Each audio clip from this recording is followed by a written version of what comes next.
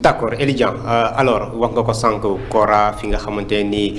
ak lu mu la opportunité yi mu la permettre ak jàng bi nga xamante ni sa papa mu ngi la si doon gën a pousse importance bi nga xamante ni gis nga ko si bi nga demee par rapport ak études supérieures yi nga def facilité na la yu bëri nga teel ko comprendre. Elidian dafa nekk di jouer Kora kese wala daf si boole musique parce que gis nañ ay ña nga xam dañuy jouer Kora ku ci mel ni Sidiki Diabaté bi nga wax sànq daf si boole musique si tel n'est pas le cas est-ce que tamit y a des chanteurs sénégalais ya nga xamante ni liggéey ngeen ensemble wala bëgg nga liggéey ak ñoom. waaw xam nga musique moom dafa ubbeeku et la Kora avec ses 21 cordes pour ubbeeku la Kora mën na accompagner lu ne am na benn album bu ma génne tuddee ko Bismillah def naa sax benn clip boo xamante ne bii ci Bismillah bi pour camper que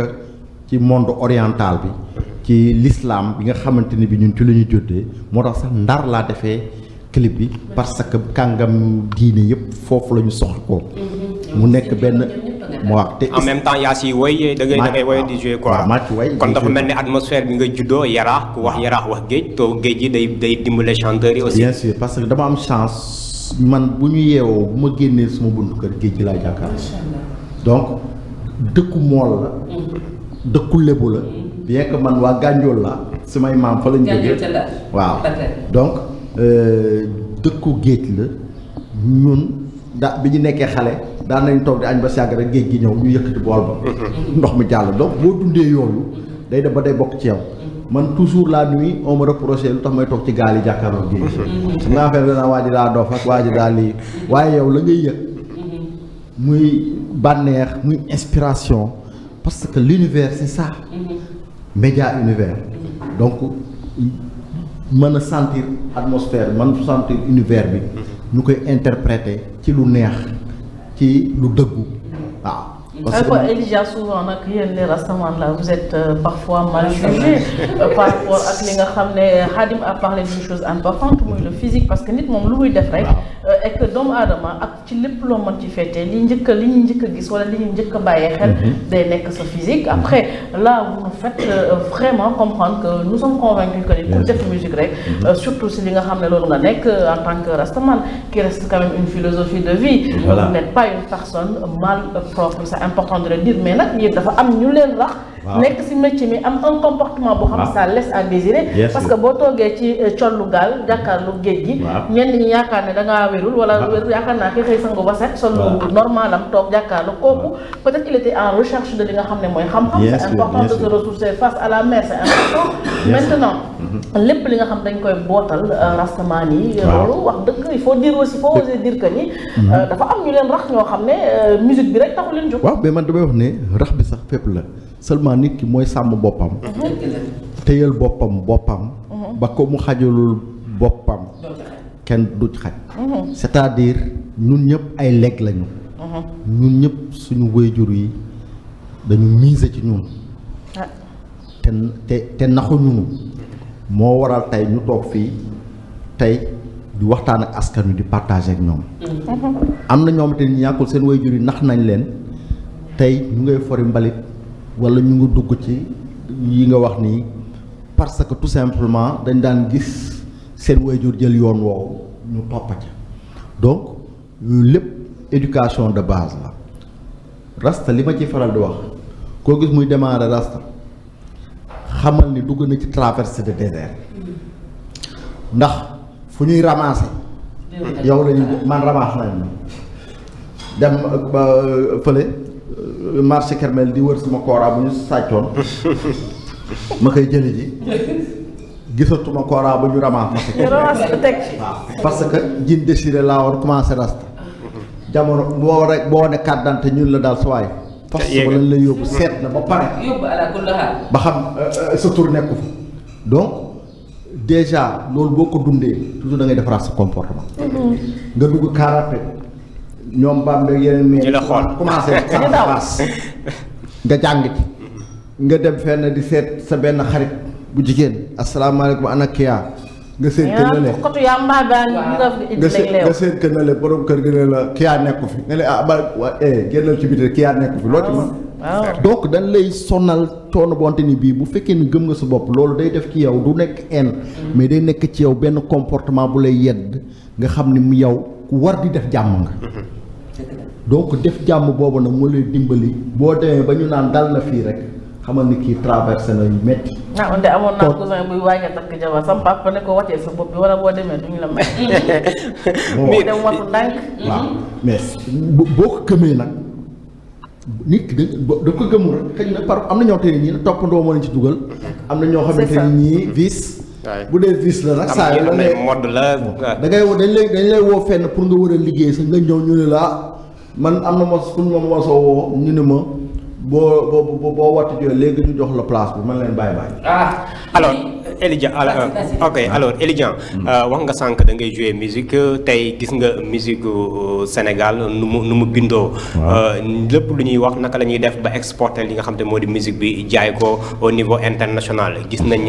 Nigéria am na ñeneen ñi am na. mbalax bi kese dañoo jàppoon ne mënul am faaw ñu gën a dugal yenn instruments traditionnels yi. gis nañ afrobeat mu ngi tàmbale am gis nañ rappeurs yi sax ku ci mel ni Fata ku ci mel ni Samba Peuzzi yenn booy ñu ngi tàmbalee dugal ay ndënd ay tama seen biir musique jàpp nga ne loolu mën na jaay musique sénégalaise au niveau international. waaw mën na jaay musique bi parce que gis nga nit ki boo koy jaay da nga koy jaay lu mu amul waaye nit ki li mu am ba pare boo ñëwee di ko jaay loo xool donc man ñi ma gis ñuy way di toppandoo américain yeeg yenn star Beyoncé yeeg di kan lañ bëgg jaay. waaw kan lañ bëgg a jaay. bu fi nekkee ni nag mën nañu am ceeb ak diw rek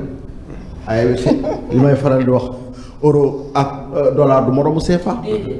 donc boo fi nekkee nag di nga fi am ci CFA bi rek am bay dundee rek ak sañsee. dem ak dëkk waaw bu ko defee ñaan mi ngi nii mais après doo mujjee lu dul doon na fi waaye nag doon na lii. donc faw nga def lu original man bu may commencé jàng kora ñu bari dañ ma doon ñaawal naan ma yow guitare yi nekk fi piano yi nekk fi jaay bras ngay topp instrument paa yi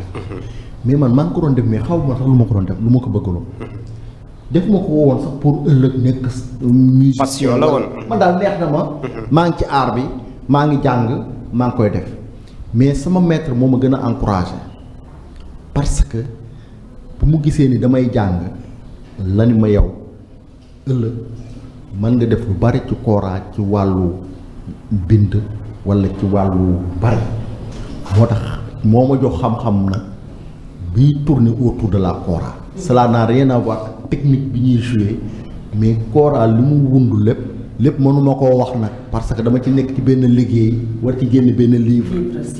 waaw donc moo moo li ñuy ñëw à l'avenir quoi question yi. voilà c'est dire que ni li ngay wax nii pour dëggal ko rek bu tubaab yi jógee biti réew ñëw fii mu nekk suñ zone yi ñëw ci li nga xam ne mooy wàllu tourisme et tout li ñu lay laaj très souvent mooy des veilles culturelles yoo xam ne ki nga xam ne moo yor kora kooku la ñuy parce que tubaab yi léegi ñoom sabar gi fi mu ne nii ñooñu ko gën a mën sax donc kii jouer kora la ñuy gën a jox gëdd ki nga xam ne dafay jouer guitare moom la ñuy gën a jox gëdd ki nga xam ne sax dafay def des feux d'artifice ak des choses parce que nit aussi lu mu xam lay dañ kumpa mais li nga xas a xam yaakaar na doyewoo ko dara maintenant nous avons parlé d'un instrument quand même bi ñu xam ne c'est jugé cher li ñu fi lim yépp parce que guitare quand même ku ne xam na ne lu cher a cher la maintenant nous allons parler du prix de la kora parce que man gis naa ne kora bi ñu tuddee kora moderne li la ko mën a may ci njëkk lu gën a yomb ça vaut plus de $3000 maintenant donc on peut juste considérer que ni la kora quand même c'est un investissement. Bien sûr c'est un investissement mais xam nga yooyu yëpp tubaab yi ñoo ko yóbbu foofu. parce que xam nga tey kora traditionnel yi ñu lay wan te moo am lanière yi ndomb yi. nga xam ne moom lañ koy accordé. kora yooyu moo gën a jege nature africaine moo gën a fidèle ci sonorité. léegi nag moine bi ñu fi ñëwee ñu gis ni kora yooyu dafa jafe pour defar dafa jafe pour accorder ba mais man kora yooyu laa jàngee kora léegi nag ñoom ñu créé ni est-ce que mënuñu créer ay clé ci la moine yi commencé sama maître moo def ko defar kora clé après moine yi gis ko créé benn atelier di defar ay clé en bois. léegi nag bi ñu demee ba jëmmi jamono Mori Kanté génn Toumani Diabaté génn tubaab yi daan defal ay harpe foofu en France ñëw Sénégal ñëw Mali waaw moo dafa xawoon ni roog fexe ba defar ay clé harpe adapté ko mu mel na clé de guitare léegi nag accord bi day jege day gaaw xam nga pour lan la boo waree jouer yeneen instrumentiste yu kora pour nga dugg ci 440 Hz yi dugg ci gamme moderne yi do ré mi fa sol la si do donc pour nga mën ci dugg faw ñu maîtriser ko calculer ko ak accordeur ba boo ko accordé mu jox la note bi nga xamante ni bii Japon moom la ñuy jouer do bi ngay jouer fii moom la Japon di jouer moom la Australie di jouer moom la France di jouer. Ça va être universel en fait. day universel. waaw léegi universalisation boobu nag bu dee clé yi la day gaaw mais bu dee yii la nag morceau bu nekk nga bëgg a yéegal wàccal en fin de compte boo deful ndànk doo jouer léegi nag loolu tax ñuy jël instrument yooyu mais aussi seen gouvernement yi dañ leen jàppale parce que da ngay gis tubaab bu ñëw fii bëgg a jàng jémbi wala kora wala defar kora ñu financé la xaalis bu jeex tal boo ñëwee fii gars yi du ñu am café gu ñu naan. d'accord alors Elidia yaa ngi wax sànq album Bismillah. waaw album bi lan moo waral tur bi sa premier album la parce que wax Bismillah peut-être en tant que ci kii mooy tàmbaliment peut-être looy soog a sumb. ak album bi pare na parewul ak kañ la pare ak premier clip bi ak yan morceau lañ si mën xaar. waaw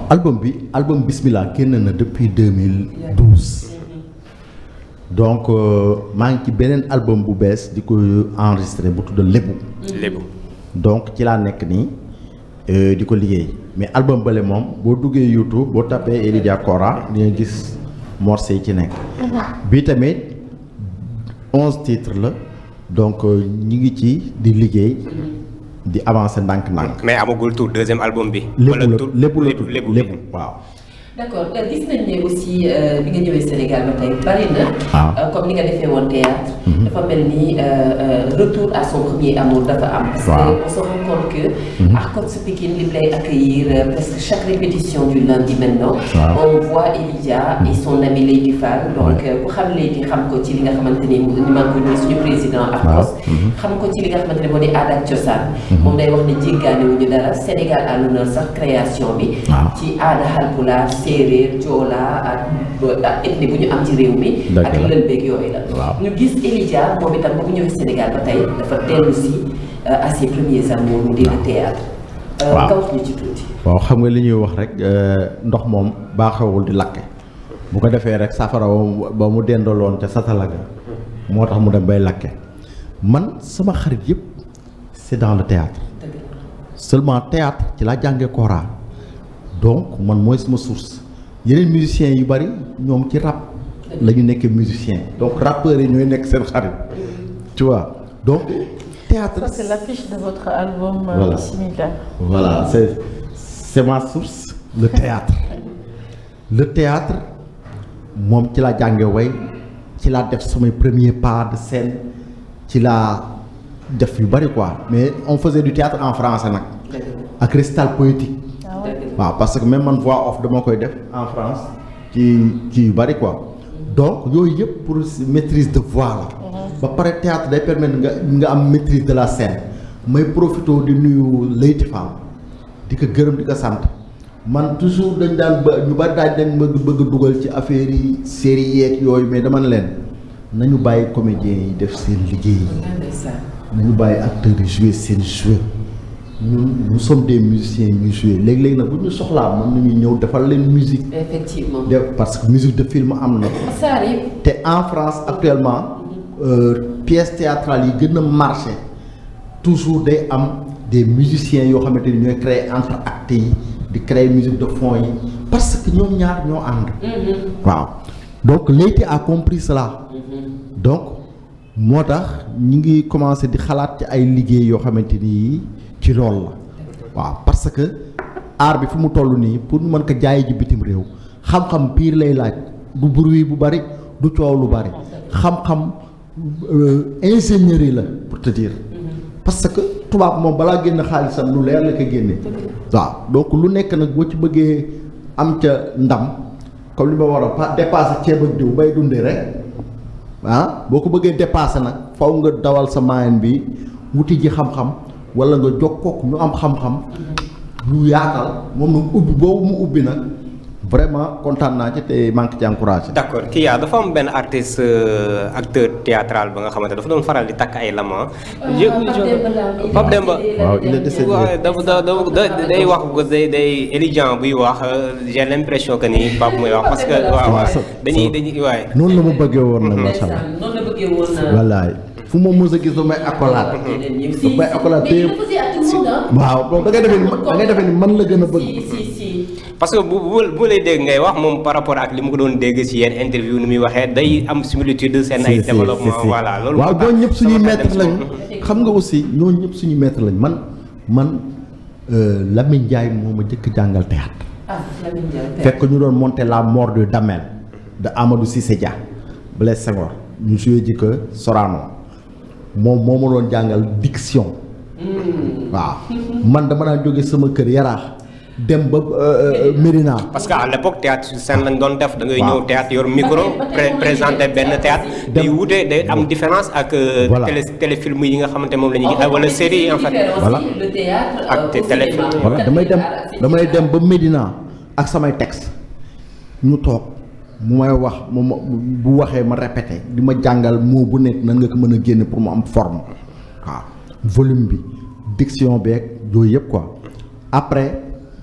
Pape Faye aussi jàngal na ma parce que maa nekkoon assistant au niveau de cours Sainte-Marie d'Anne que je remercie et que je salue de passage moom it jàngal na ma lu bari ci wàllu art scénique xam nga léegi nag bu ma fa jógee ma demee en France nag bay def formation animateur socioculturel ci la ma grand professeur de théâtre nag formé waaw mais yooyu ay outils la parce que on fait projet artistique donc war naa mën a bu ma war a monter projet te xaw ma ci théâtre dara du sotti donc on avait des professeurs d'art plastique et des professeurs de théâtre loolu yëpp pour bu ñu demee bay monter ay projet artistique ñu mën a xam li ñuy def lan la mën a maîtriser mais dama ni yooyu ay outils la yoo xamante ni j'ai pas besoin di ko def am na ñu koy def et ils le font très bien. On a de très grands acteurs et de très bons comédiens donc nañ leen encourager jàppale leen bu ñu soxlaalee leen mën nañ leen defaral fond de musique wala kalang-kalang mais nag ñun on a nos concerts et nos festivals et voilà on a voilà. mais on vous invite d'ailleurs à continuer à suivre Univers Média TV parce que am na benn émission bu doy waar bu ñu def ak Lamine Ndiaye. avec la complicité de Stéphane Kabou. donc émission bi xam naa bientôt ce sera en ligne incha allah. d'accord incha allah kontaan ci yéen bu baax ci ànd bi ak topp bi rawatina yi nga xam ne nag ñoo nekk ci YouTube direct bi Ndiaye merci à toi ma grande Ndiaye de la team Univers Média Kaolack mi nga xam ne nag dama ne moom mooy xorom ci univers bu safee dara yéenay suukar si yéen ay xorom si kontaan ci yéen bu baax a baax ak képp rek koo xam ne ni yaa ngi ci YouTube direct bi tey nag balaa dara di jeex damay remercier nag yaa ki tax nag ku ñu xool kontaan muy Mariane Diouf nekk rakk ci man nekk ci biir kër gi nekk nag wala ñaana rek lu leen ci neex looloo ci nekk kontaan ci yow bu baax pour ce très beau maquillage très léger ku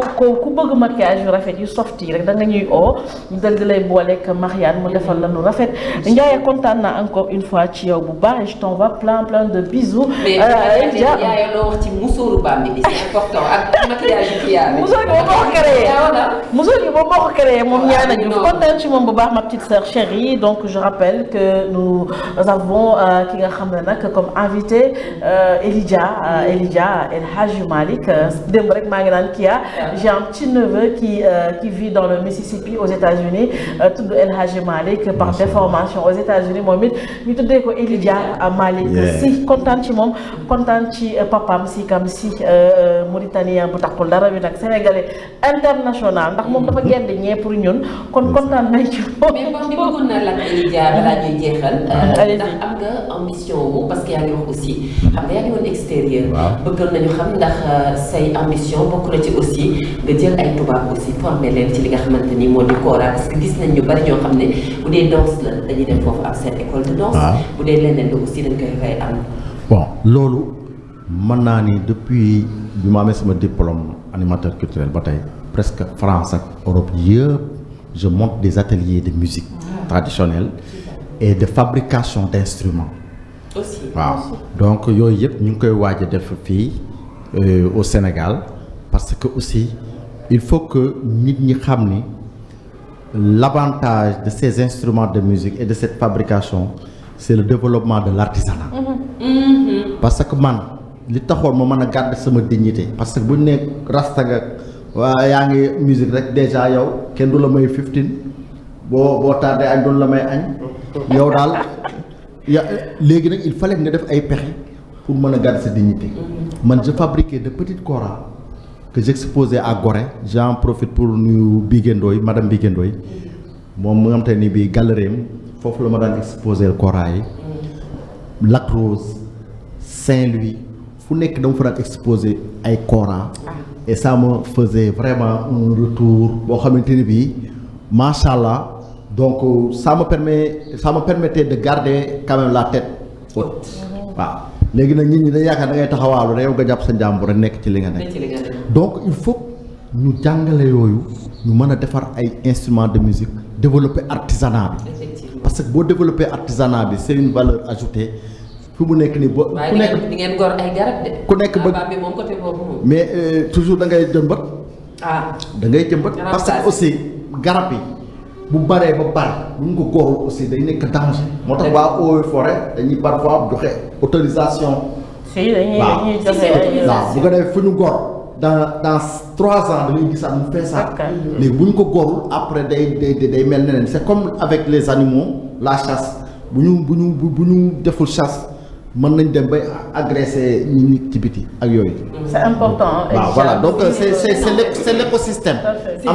am na nu ñu koy defee. mais comme li ma wax rek ñun on a tout ici donc nañu defar lépp mais ak qualité. am na solo la qualité. gis nga kora booy jaay tubaab benn kora wala benn jëmbe day mel ne kuy médecin buy passé visite nit dana ko xool fu ne léegi-léegi nga gars yi gis bàyyi moom benn fii ñu def mastic ak di kii ñun la bi baaxul. parce que yow yaa ngi jéem a dribbler ki ngay jaay. or après bu demee bi ñëwaat comme on dit la qualité c'est un produit qui part et un client qui revient avec d'autres clients. Oui, bien sûr, absolument. Tout à fait. Plus de kontaan ci moom Elja. sànq li nga wax ni daf ñuy delluwaat rek. c'est bien de se nourrir de son art mais c'est important aussi de protéger l'environnement. Voilà. mu renvoyer wàññi rek ci sama question de tout à l'heure comme quoi même si l'instrument bu fekkee dafa cher ñeneen ñi jugé que ni bi nga xam moo gën a traditionnel gën a adapté wu ci li nga xam musique bi ñu ciy wut dafa cher c'est parce que aussi ñoom ils sont dans le sillage de protéger l'environnement parce que vous avez dit que ni def kora lépp lu muy laaj rek dafay jógee lii ci gàncax lay jógee li ci des li nga xam mooy le règne animal lépp rek ci protection de la nature et puis la kora peut vivre des centaines d'années voilà tout à fait bon la calebasse ça reste quelque chose voilà parce que bu ko daal am na lu ci yàlla def. am na lu ci yàlla def noonu la demee ñu dellu si ci histoire li nga xam ne mooy kora pour dëggal li Elja wax la kora est née au Gabou ou Ngabou wala sax ñenn ñi naan Kabou en Afrique de l'Ouest actuelle Gambie. La kora est un cordophone hybride entre la harpe et le luth ñu ngi koy wax sànq et l'un des instruments aussi les plus élaborés et les plus riches en harmonique nekkoon suñu invité du jour Elja nekk artiste di jouer li nga xam ne mooy kora kontaan ci moom bu baax ci ànd bi yaakaar naa képp rek tey koo xam ne un amoureux de la musique et en particulier adepte boo xam ne da nga bëgg kora ñun ñi nga xam ne nous sommes dañoo bokk ci famille yoo xam ne dañu bëgg lépp loo xam ne c'est rattaché à la tradition bon vous allez me dire tout le monde aime sa tradition mais ñun séeréer dañu bëgg lépp rek loo xam ne c'est très très culturel très naturel bokk na ci li nga xam ne mooy waxu kora la culture mandeng bi nga xam ne ñun Sénégal ñi nekkul mandeng sax dañ koo bëgg ndax nag c'est une musique très douce boo xam ne ndeysaan bu mi commencé rek nga nelaw yooyu nag ci baax yëfu daal di def yëfu buur dafa am solo kontaan ci Elja ma bàyyi la rek en dernier mot nga dal di tàgguwaale suñu mbokk internet yi. man de may gërëm Univers Média ndax man mën naa ne bu ma gëjee toog ci télé yàgg na parce que bàyyiwuma waaye xam nga ñu woo la moo dàq. nga ni woo leen ma. waaw dëgg yow moo dàq man. waaw donc et puis vous avez posé des questions pertinentes et puis maa ngi saluer seen disposition bi seen dispositif bi Bambi Khadim Kia vraiment il y a du charme ici il y a de l'énergie et c'est intéressant parce que ça se partage quoi. te lépp lu nit di def rek dafa war a am énergie boobu. boo déggee togg sax boo ñamee am na loolu sa énergie di la informer ci togg bi nga ne ku togg li kii neex na donc léegi-léegi tamit nga delluwaat avance rek léegi laa añ ñu ma ngo kon nag yéen vraiment togg bi neex na waaw macha allah donc maa ngi leen di gërëm di leen sant di nuyu aussi sama mbokku artistes yi man théâtre laa xam ñoom laa xam man musiciens yi ñi man ci xam bariwul de waaw ñoom jàmmee seet daal ak ñoomin Ngouri voilà ñoom ñëpp c'est des amis on partage beaucoup de choses également Leyti Fall aussi ñoomin mu ngoog daal ku lim juum mais daal et puis milieu la boo xamante ni milieu jàmm la daal milieu happy milieu man daal c'est mon milieu naturel. Macha Allah. waaw. am na tu t'es senti mieux de très à l'aise parce que kii teg télé bi aussi c'est un artiste d'abord. Stéphane Kabou donc c'est rappeur la. avant d'être bien sûr li nga xamante ne moo di directeur ci li nga xamante ne moom la fi teg du Univers Média TV. donc bu ñu la waxee bienvenue aussi. en tout cas tous mes hommages à Stéphane Kabou. Voilà. parce que il faut innover. waaw il faut c'est des formes d'innovation. parce que aussi ñu bari télé yu bari aussi dañuy bëgg rek ñu politique guddi politique bëccëg politique guddi. fait divers fait divers fii fekk nit ñi dañu soxla ku leen dalal. dëgg neex yàlla. waaw mbedd mi histoire yaa ngi fi. car rapide histoire yaa ngi fi kër yi ma ngay baax. fu nekk ma ngay baax kon nag ak télé dafa war a apaiser neexal xol yi joindre l'utile à l'agréable. je vous remercie. li nga wax dafa am solo parce que ñi ma nekkal sax xam nañ ko ci man je dis que ni la population sénégalaise ne vit pas de politique. il y a des choses beaucoup plus importantes à révéler il y a des choses beaucoup plus importantes di ko teg ci table di ko waxtaane benn ci ñoom lu ci mel ni culture ñu ñëwoon ci tey ki a indi lu am solo bokk na ci it mbir boo ca nekkee nga nekk ku ca am xam-xam. daf ciy baax Elydia l'a dit c'est bien d'avoir